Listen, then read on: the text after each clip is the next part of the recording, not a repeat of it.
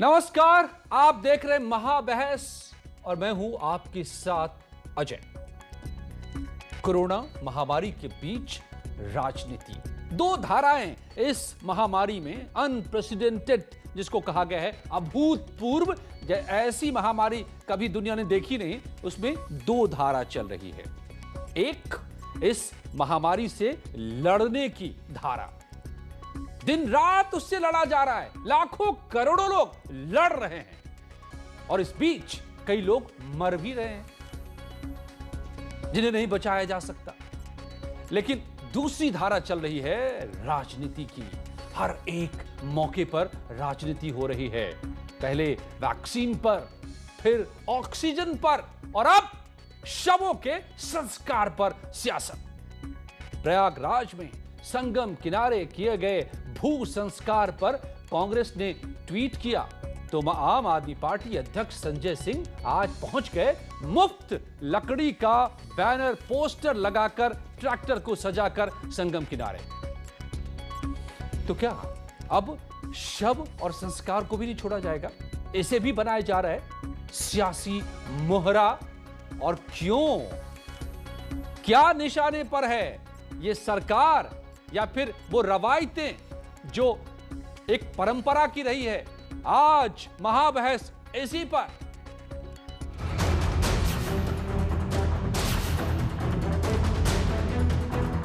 रेत में शव, प्रदेश में राजनीति। गंगा तट के शवों को दिखाकर, उनके विजुअल को सामने लाकर, सनसनी फैलाकर उत्तर प्रदेश और भारत की छवि को नुकसान पहुंचाने का प्रयास किया गया। लेकिन हमेशा सत्यमेव जयते होता है।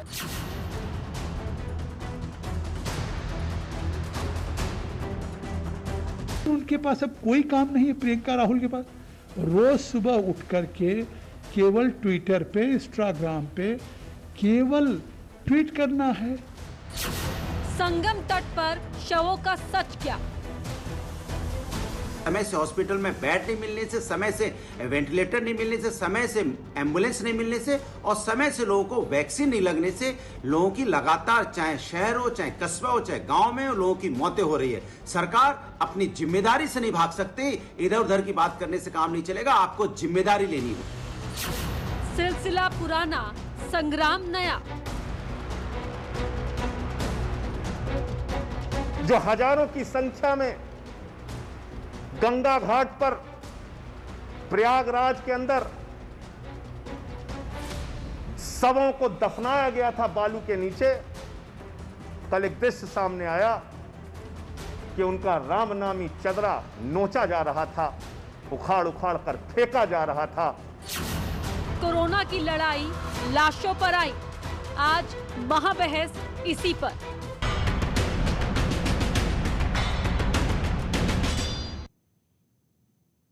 और इस बेहद ही संवेदनशील मुद्दे पर, बेहद ही दुखद राजनीति पर आखिर ये बहस क्यों? क्योंकि गंगा किनारे शवों पर विपक्ष ने सरकार को घेरा, सरकार ने शवों के अंतिम संस्कार की बात कही है।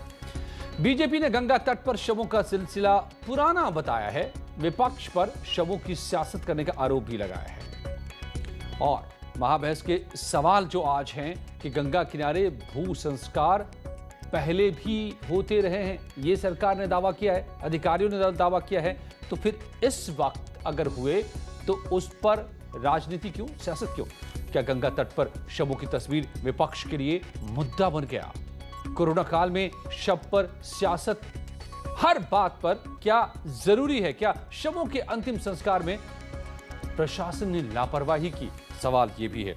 इन तमाम सवालों के जवाब तलाशेंगे हम, लेकिन इस पूरी सियासत के पीछे निशाने पर क्या है, आज ये भी आप समझेंगे। मेरे साथ जुड़े हुए आलोक अवस्थी, बीजेपी के प्रवक्ता के पांडे, कांग्रेस के प्रवक्ता मौनी महाराज मेरे साथ जुड़े हुए हैं, संत अग्नि अखाड़े के रचना जैन, राजनीतिक विश्लेषक, और प्रोफेसर धर्मेंद्र यादव, समाजवादी पार्टी के नेता। स्वागत है आप सभी का मेरे साथ जुड़ने के लिए।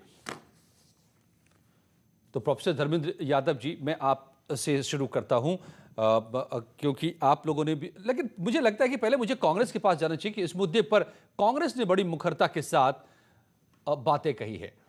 के पांडे साहब मेरे साथ जुड़े हुए हैं। पांडे जी, तो कुछ भी नहीं छोड़ेंगे,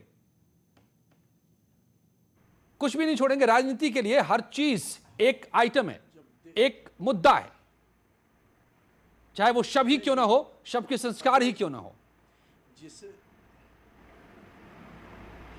सवाल अगर आपका पूरा हो गया हो तो मैं जवाब दूं।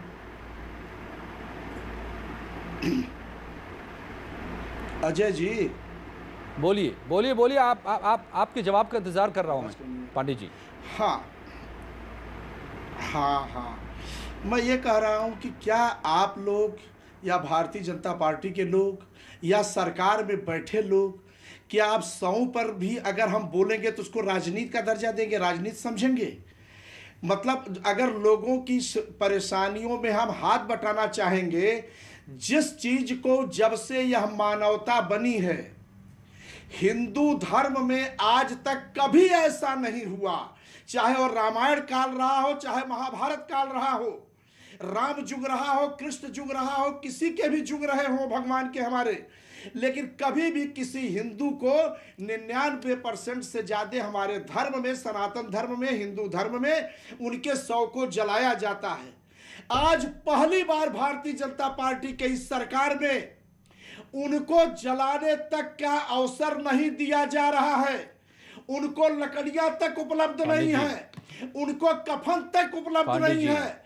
दुकानदार कह रहे हैं कि कफन की बिक्री बढ़ गई है, कपड़े की बिक्री बढ़ गई है, और अजय जी आप कह रहे हैं कि राजनीति, सब पे राजनीति। मैं बता रहा हूं कि क्यों मैं कह रहा हूं जी। आपने जो बात कही वो बात गलत है। क्यों बता रहा हूं? श्री काशी विश्वनाथ मंदिर वाराणसी के मुख्य पुजारी श्रीकांत मिश्रा, उन्होंने खुद से अपना एक वीडियो बनाकर जारी किया है कि सनातन परंपरा में भी पंचक में 5 काम नहीं होते हैं, जिसमें से एक काम संस्कार भी है शवों का। यही ऐसा ही एक वीडियो अयोध्या के पुजारी राकेश तिवारी ने जारी किया है, खुद से बना करके, कि पंचक में नहीं दाह संस्कार हो सकते, 5 दिन हर महीने में वो होते हैं, और जिस दौरान ये संस्कार किया जा सकता है। कबीरपंथी इस देश में आज वो शवों का संस्कार नहीं करते, दाह संस्कार नहीं करते, वो भू संस्कार करते हैं। और भू संस्कार सनातन परंपरा में आज से नहीं, बहुत पहले से रही है, और आज बाकायदा सीएम ऑफिस ने भी इस बात को सामने रखा है, कई तस्वीरों को सामने रखा है। इसलिए मैं कह रहा हूं कि बिना फैक्ट चेक के आपके नेता ट्वीट करते हैं, और आम आदमी पार्टी मुफ्त लकड़ी बांटने चल पड़ती है कि मरो, आओ हम जलाने के लिए मुफ्त में लकड़ी देंगे। क्या राजनीति है?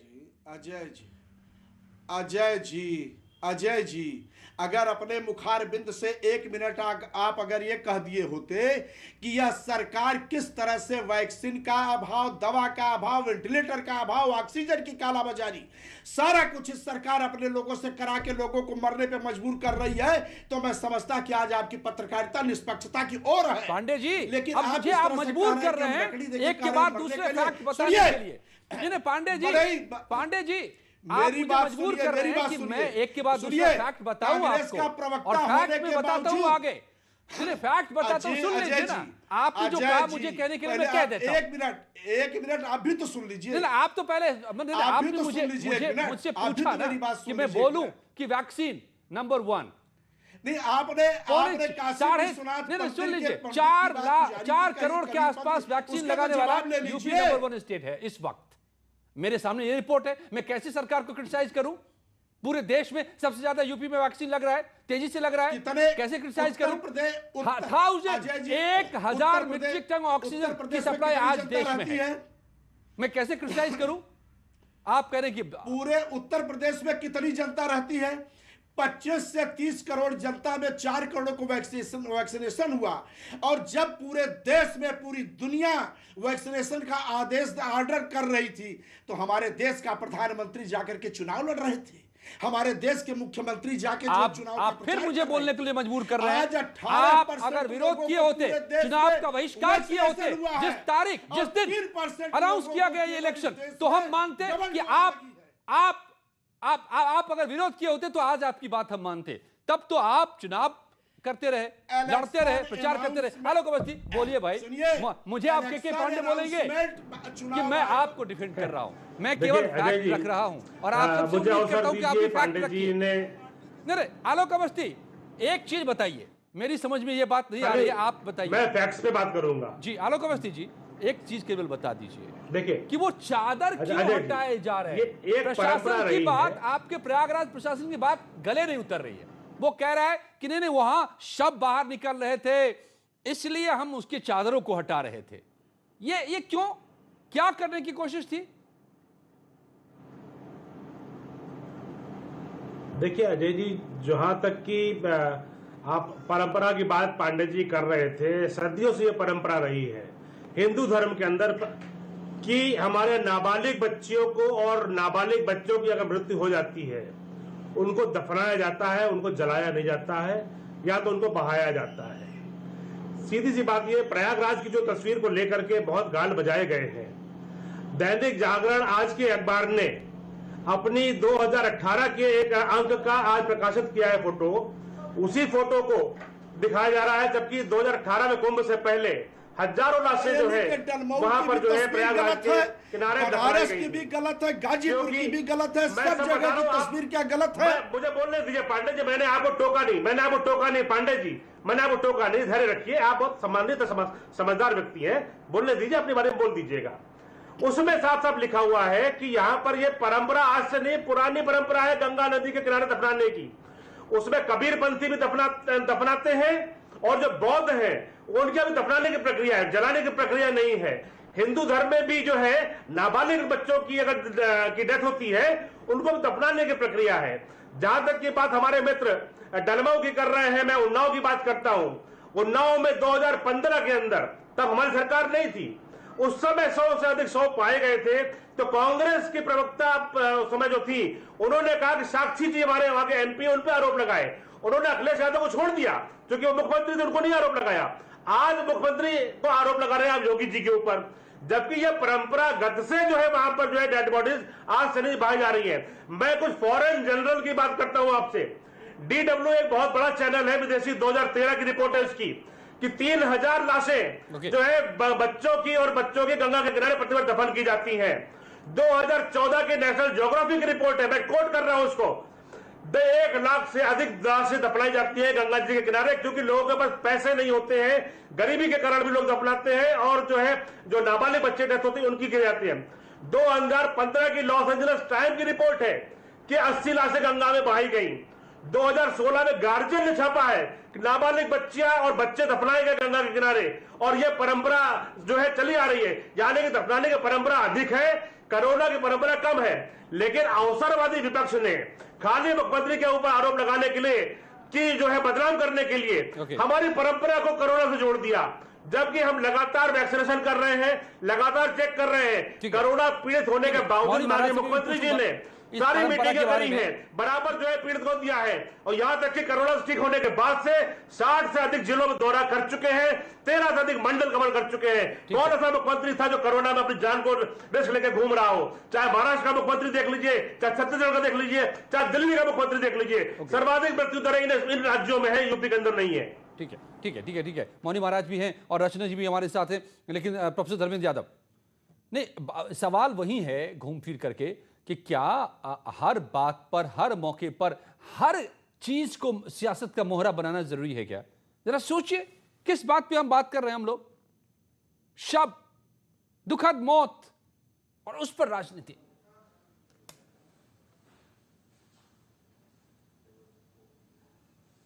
अजय जी,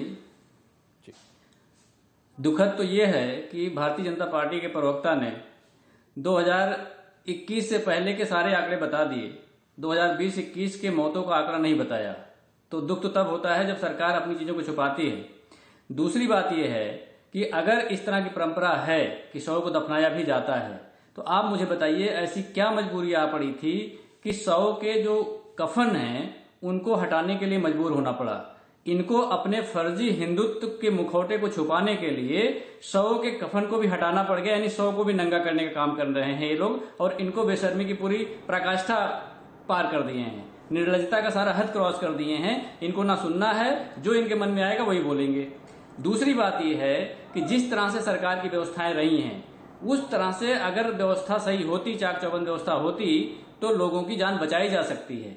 और जो आप कह रहे हैं कि आप एक बार जरा सोच के देखिए कि जिसके परिजन की मौत हुई है, अगर उनके परिजन की लाशों को कौवा और कुत्ता उसको खाएं, चाहे वो दफनाई गई हो चाहे जलाई ना गई हो, तो ऐसी परिस्थिति में उनकी संवेदना कहां जाएगी? ये कैसे लोग हैं जिनको मानवता से भी कोई प्यार नहीं है, मानव से भी प्यार नहीं है, लाशों पर भी राजनीति करने लगते हैं। आखिर ये क्या सोच रखते हैं लोग, किस तरह की सोच रखते हैं? सरकार क्या कर रही थी? सरकार सो रही थी। सरकार 1 साल का समय मिला, 1 साल में ना बेड बढ़ा पाई, 1 साल में ना ऑक्सीजन बढ़ा पाई, 1 साल में ना रेमडेसिविर दवाई बढ़ा पाई, 1 साल में ना जरूरी दवाइयां बढ़ा पाई। उसके बाद जब लोगों की मौत हो गई तो उनकी मौतों का अंतिम संस्कार भी करने की इसकी औकात नहीं रह गई, अंतिम संस्कार भी नहीं कर सके। अंतिम संस्कार करने के लिए इनके पास कुछ व्यवस्था नहीं थी, लकड़ियां नहीं थी इनके पास कि लोगों को जलाया जाए, अंतिम संस्कार किया जाए। ये किस तरह की बात करते हैं? इनको मानवता से कोई लेना देना नहीं है। कोरोना काल अभी खत्म नहीं हुआ, कोरोना काल अभी खत्म नहीं हुआ, मौतों का आंकड़ा 4000 से ऊपर चल रहा है। यही तो सवाल है। भारतीय जनता अभी तो लड़ाई बहुत बाकी है, अभी तो बहुत लड़ाई बाकी है। इस सियासी लड़ाई से क्या होगा? इससे हम कोरोना से जीतेंगे क्या? मैं यही रोज पूछता हूँ आप लोगों से। लड़ाई तो वो लड़िए जिससे कोरोना हारे, एक दूसरे को हराकर हम क्या हासिल करेंगे? मौनी महाराज, ये इनका काम है। ऑलराइट, मौनी महाराज जी, जरा आप हमें बताएं कि ये जो कह रहे हैं श्रीकांत मिश्रा जी, काशी विश्वनाथ मंदिर के प्रमुख पुजारी या फिर अयोध्या के पुजारी या और कई ऐसे जानकारों ने कहा है, क्या परंपरा रही है? ये क्या बखेड़ा शुरू हो गया है राजनीति का? आपसे बड़े निवेदन से मैं कहना चाहता हूं, पहली बात मुझे बड़ा अफसोस है इन नेताओं को सुनकर के कि शायद इनको ये याद नहीं है कि ये क्या बोल रहे हैं। जहां पर करोड़ों लोग आंसुओं बहा रहे हैं अपने परिवार के बिछोह होने के लिए, वहां ही लोग लाशों पर राजनीति कर रहे हैं। अरे इनको जानना चाहिए कि आज भी गांव में गरीबी जो लोग रहते हैं, तमाम लोग अपने माता पिता की शरीर को आज भी जमीन में दफनाते हैं। गरीबी इतनी लेवल तक भारत में है। कोरोना महामारी के बहाने सियासत करने वाले लोग, ये नेता, ये अभिनेता, ये जो लोग चैनल पे बोल रहे हैं, शायद ये समाज में जाते नहीं है, इन्हें समाज की जानकारी नहीं है। अभी भी समाज में इतनी पीड़ा है, अगर इनको ज्ञान होता तो ये आज 100 पर ऐसी चर्चा न करते जिसको देख के पूरा विश्व भारत की ओर थूकेगा। कैसी मानवता है भारत की, जहां लाशों पर सियासत हो रही है, जहां लोग लाशों की बुराई कर रहे हैं। अरे जिनके पिता, जिनके भाई, जिनके माता, जिनके पुत्र संसार से चले गए हैं, वो रो रहे हैं, और ये नेता लोग बैठ की व्यवस्था में सियासत कर रहे हैं। इनको कुर्सी चाहिए, इनको मदद चाहिए।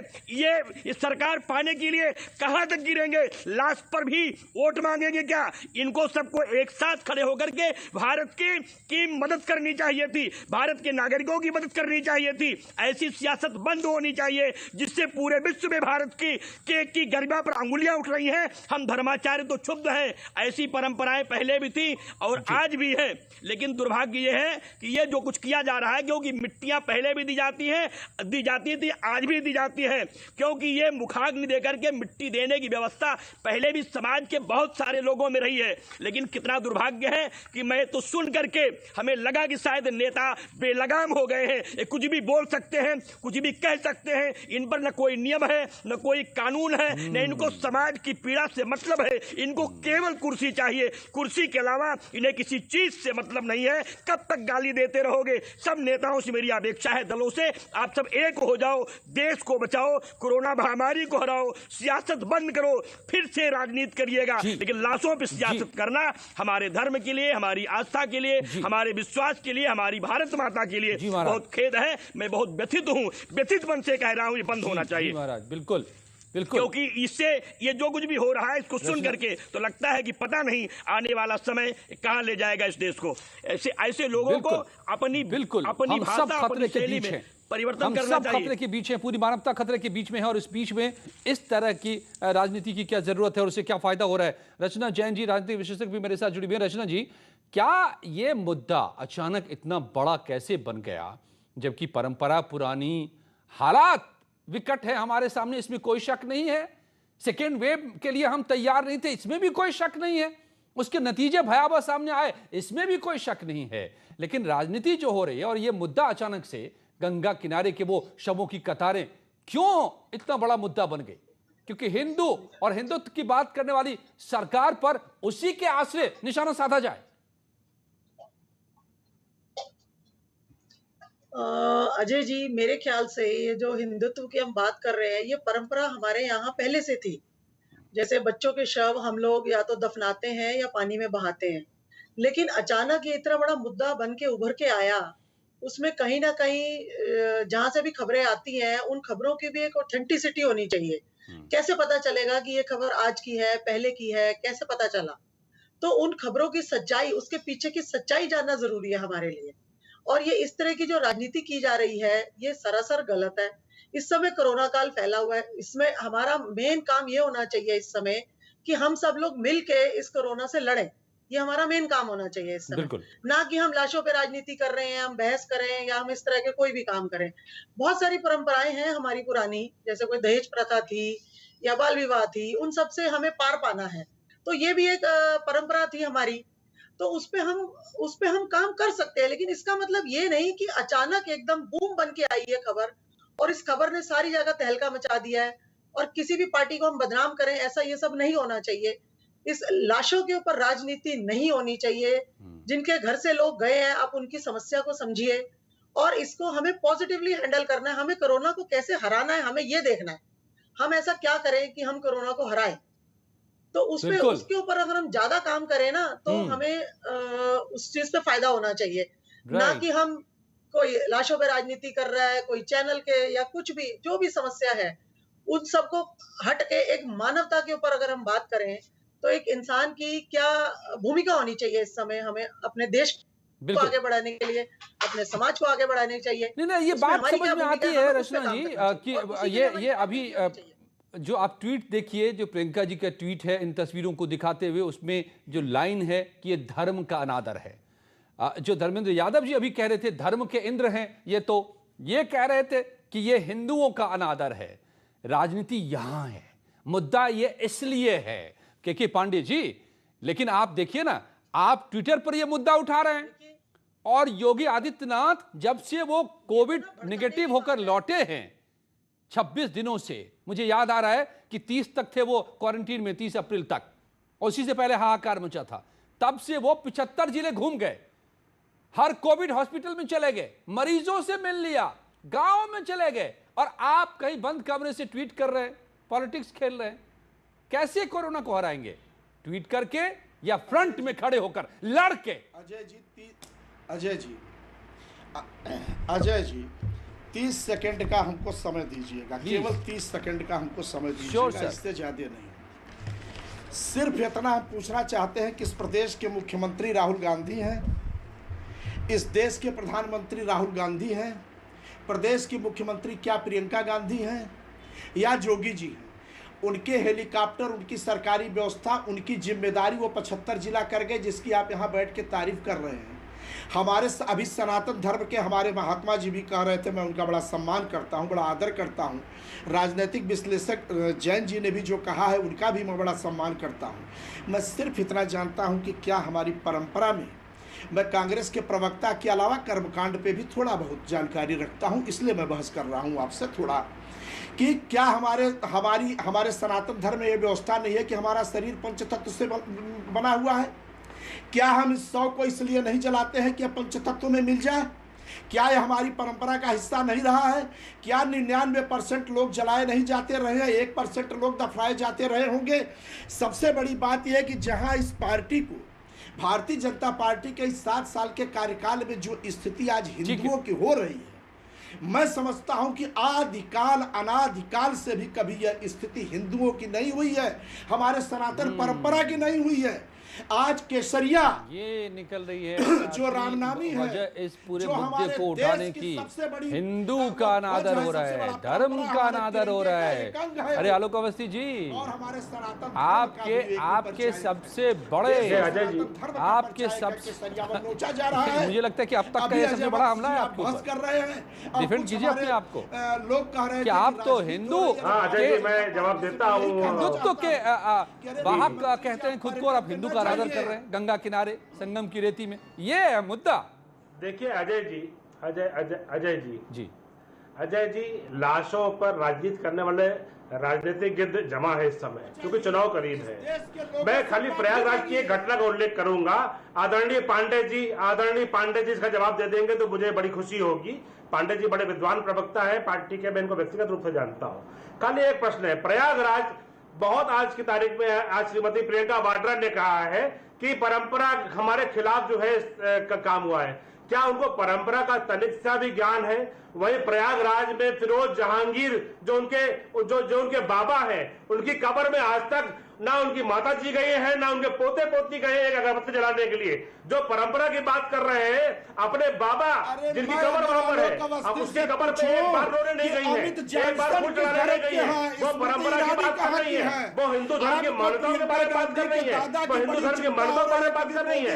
जो कपड़े के ऊपर जनेऊ पहन के राहुल गांधी घूमते हैं, वो आज परंपरा की बात कर रहे हैं। छोड़िए, इस पर नहीं जाते। मैं भी तो कह रहा हूं कि जल्दी धर्मेंद्र सिखाएंगे देश को, ऐसे लोगों को तुरंत डूब मरना चाहिए जो अपने पुरखों का आदर नहीं करते, अपने पुरखों का आदर नहीं करते, अपने बड़ों का आदर नहीं करते। धर्मेंद्र यादव जी, फिर मौनी महाराज भी।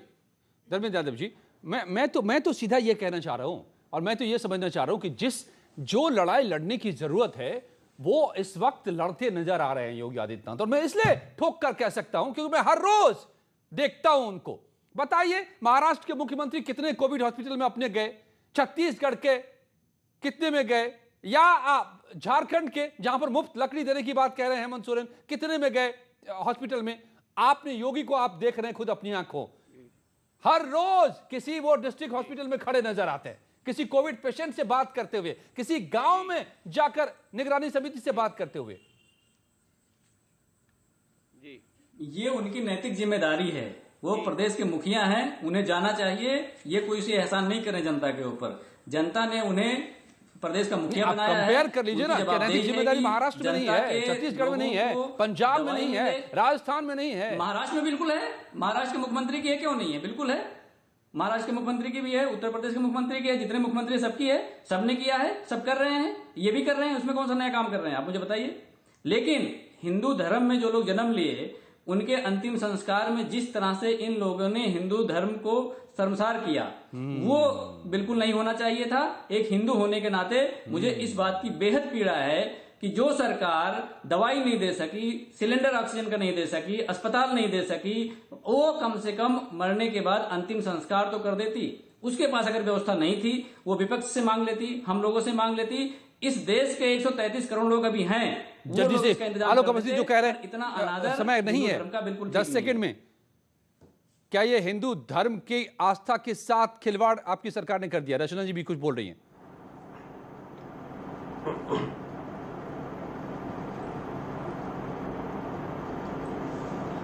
आलोक जी,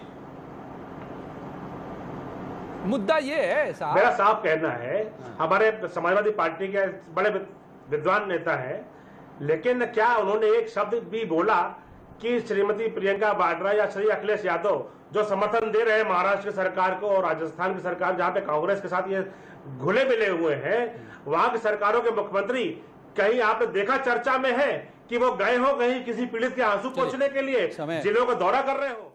समय इतना ही था। बहुत बहुत धन्यवाद आप सबका। बस हर रोज की तरह मैं सिर्फ एक बात ये कहूंगा, राजनीति आप करें, लेकिन उससे जिससे इस वक्त कोविड से लड़ने में मदद मिलती हो, ना कि इससे जिससे कोविड से लड़ाई कमजोर जो करता हो। वैसी राजनीति हमें नहीं चाहिए। प्लीज